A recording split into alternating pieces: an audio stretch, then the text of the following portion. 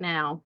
So when we're talking about credit cards, a lot of people get really overwhelmed and stressed out about their credit cards, what is happening with the credit card debt, and why it, in some cases, is growing. Okay, so we want to make sure that you understand what the credit cards are doing, so that you're not just stressed out all the time with credit card debt.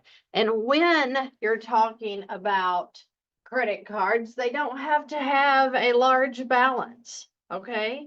We're not talking about $20,000 credit cards that are taking you under, and that may be your situation. But we're talking about credit cards that have balances under $5,000. I've been working with a lady this morning, and I wanted to talk to you a little bit because she didn't understand. She thought, hey, I've been being a good little girl. I've been making my monthly payments. What is happening with the credit card? Why do I not see the balances decreasing when we are just making the monthly payment on the credit card, that minimum monthly that they give you? You're not making a lot of damage happen to, reducing the balance. And why? What does that look like? And how can we prevent the stressful monthly minimum payments that we're making on the credit cards? What is the answer to them? Why does Christy VANN keep saying that the credit cards are not as big of a deal as you think they are?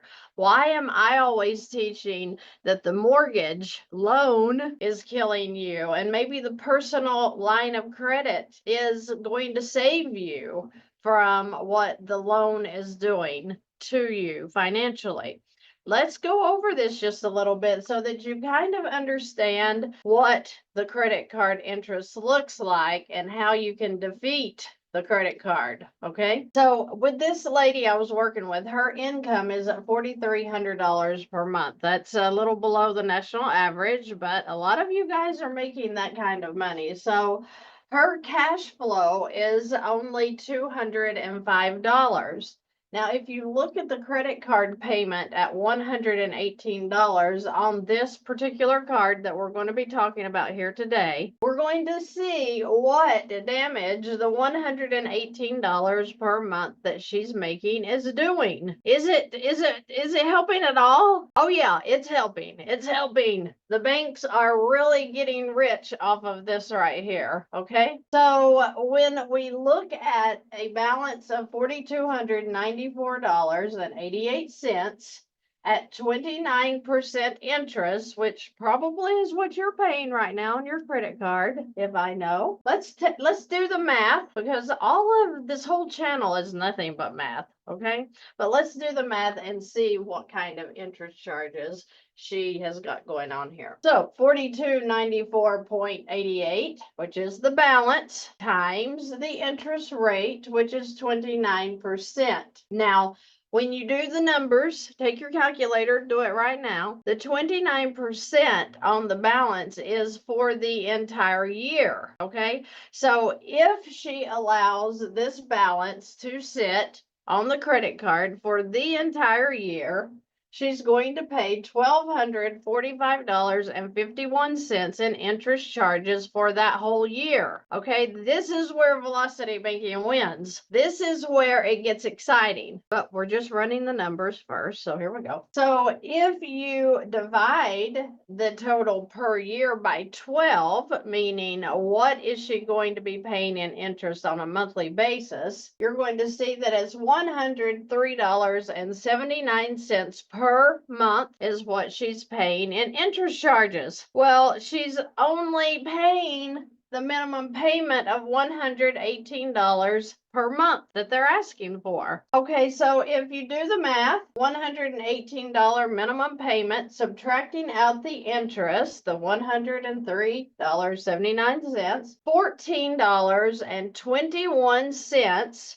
of $118 that she's making for the minimum payment, only $14.21 is going to reduce this balance. Ouch. Is it any wonder it's going to take her 302 months to pay off this baby credit card? Is it any wonder that she's going to have to pay on this for over 302 months before the credit card pays off if she's making that minimum payment? What options does she have? You might say, well, what options do I have? I have other debt. I don't have any cash flow. What can I do to stop this pain? Well, first, let's just start with the credit card. Let's just imagine that we're going to use the same credit card that she currently is making the minimum payments on as an expense card. So let's imagine that she pays for gas. We all pay for gas. Most of us pay for gas.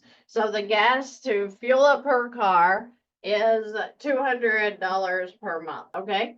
She has to eat, right? So she's going to be paying for her food. And let's say that she has a food bill of $600 per month. Let's just act like that it's just her by herself. So $600 per month for food. And she has Netflix and Hulu and all that fun stuff. So let's just say that her subscriptions are going to be, let's say $50. Doesn't have to be a lot. What else? She has car insurance because we have to insure our cars. So the car insurance is $150 per month. Okay. So do you see where I'm going with this?